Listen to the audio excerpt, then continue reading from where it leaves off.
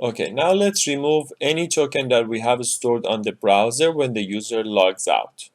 Okay, so let's go back to our code, and here go back to the logout and say local storage dot remove item, and then here you can remove the return URL. That's it.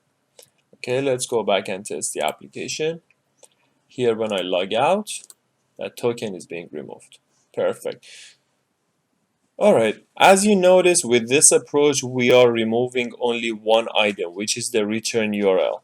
And if we have more items here, like this one, the Firebase, it won't be cleared. So let's go back and we can use another method here, which is called clear.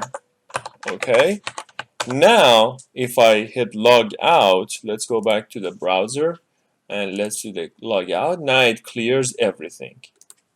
There we go. So this approach is more proper if the user wants to log out and we don't want to keep anything on the browser. So we are done with all these steps of this tutorial, and thank you for watching. I highly appreciate if you share your thoughts in the comment section.